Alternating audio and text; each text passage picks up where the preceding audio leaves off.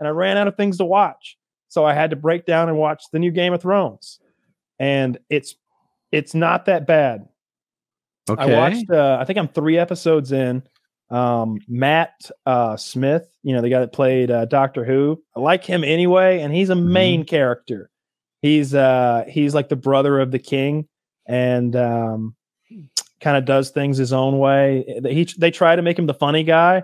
I think he's funny, but he also, castrates people in the streets. So he's a little scary. In the streets. Okay. In the streets.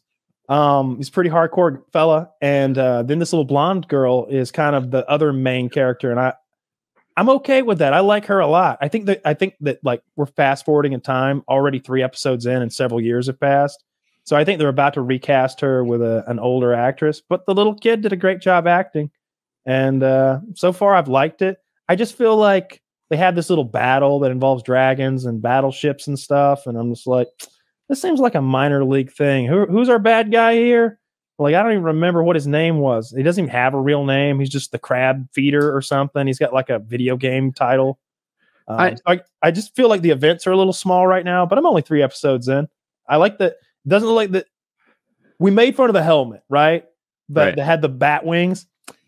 Now that I've watched the show, that's like his silly helmet that he wears when he's jousting. I think it's supposed to be silly because they're kind of doing some silly jousting, which he takes way too seriously. I forget almost how Game of Thrones was propelled by the Ned Stark season. That it was his performance, Sean Bean, I think, that really made season 1 so great. In season 2, you're like, what are they even going to do?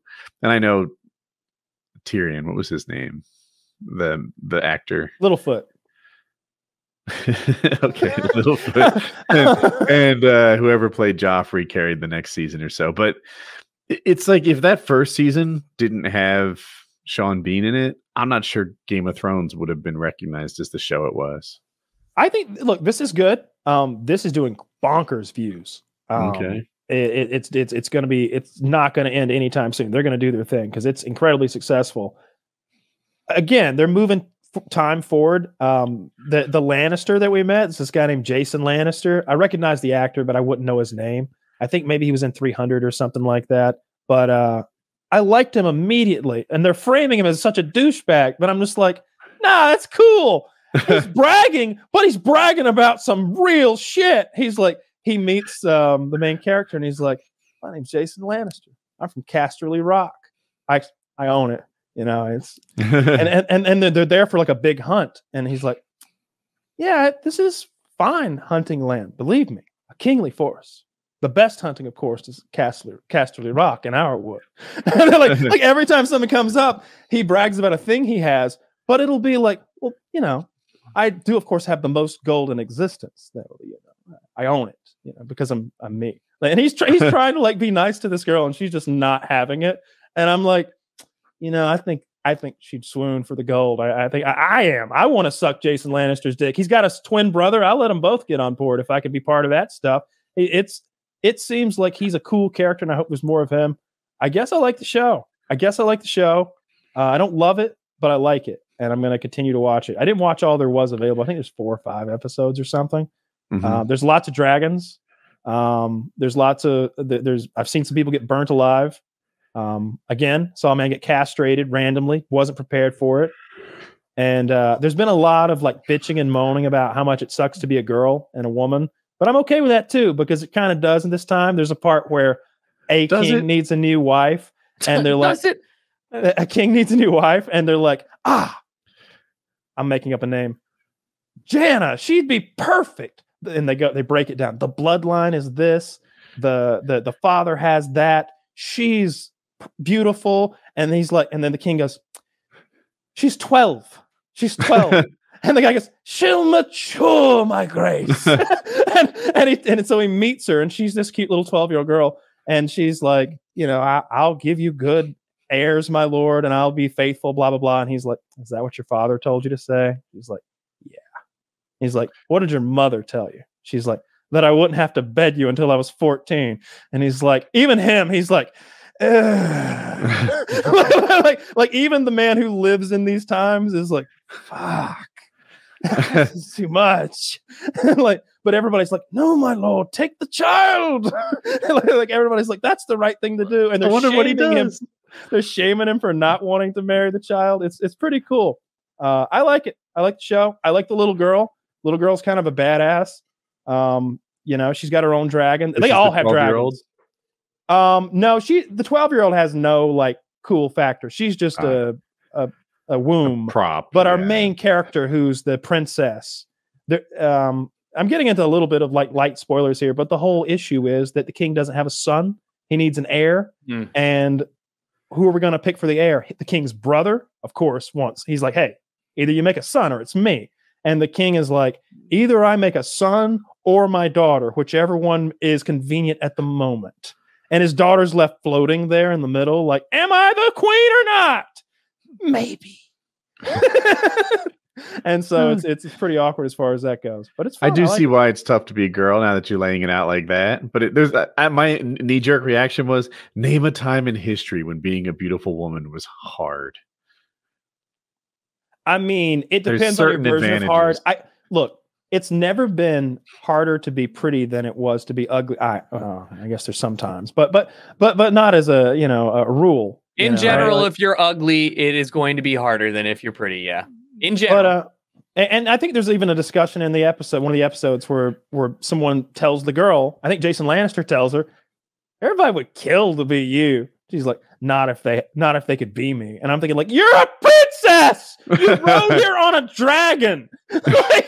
like you're hanging out with the richest man in the world is wooing you right now, and you are telling him to shove it up his ass. And like this is your day.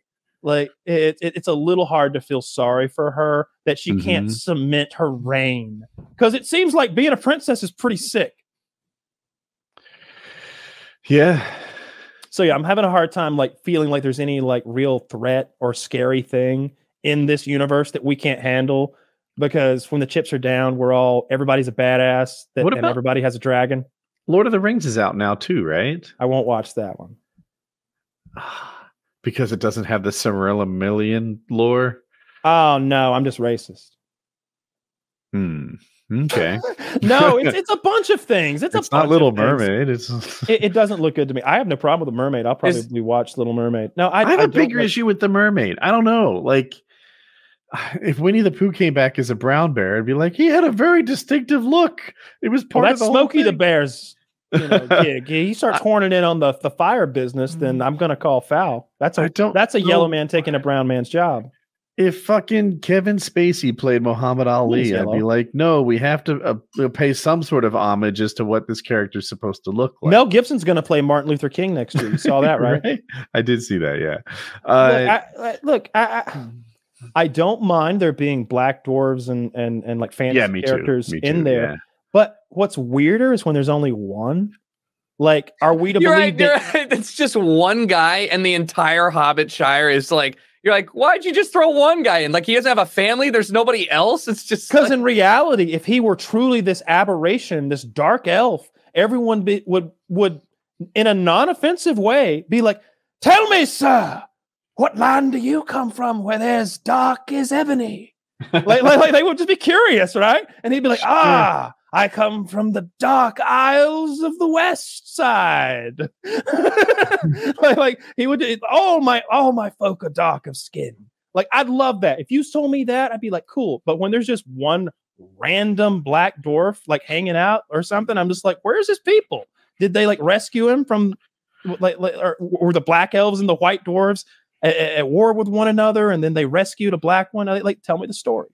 Because I do notice that person's skin is darker than everyone else's, and they live under the fucking ground. Yeah, I guess something about the mermaid should be green anyway. Yeah, I don't know why she should be green. I don't care what color why she should be green for some reason. Because it's all just saying she's a fish. Algae. Her bottom she's half just like algae. She should have some of those weird little critters attached to her, like navel area, like the lamprey eels on her. Yeah, like STD, like little group. The real mermaid is Davy Jones from Pirates of the Caribbean. I need me some like octopus centric man. You know, remember in the lighthouse that mermaid that he was fucking with that weird. That's a great movie. No, I guess I just The Lighthouse. I watched the last 5 minutes of that movie by accident. Oh, you should watch the first 95 or whatever came before. I know I know it's really, really good. It's pretty wild. It's not my type of movie. I'm sorry. The 4x3 black and white. It's not for everybody. But I'll say this: if you want like a weird, like find the best scene of it, it's Willem Dafoe going on this soliloquy, this rant, where like he's like drunk and mad, and like and Robert Pattinson's kind of sitting down looking up at him while he paces back and forth, and he's just, I can't duplicate it, but it's like a sea shanty mixed with a rant that's just unhinged about crazy shit, and it's really fucking good. I like the movie, but it being 4x3 in black and white it takes a minute to get buckled into that. Yeah. Why would they make that decision? Artistic, it's like an artistic decision. I don't get mad at when people do different aspect ratios or frame rates, right? Like, didn't they shoot the Hobbit in like 48 instead of 24? Yeah, that did look jarring, right? The cinematic FPS and stuff, but like I don't care that much. It's not a big deal. But that specifically, it just makes it a little bit harder for me to get into it because it's like actively it's not an enhancement quality. It's a purposeful like degradation of the film that you're shooting it on. Yeah. Yeah.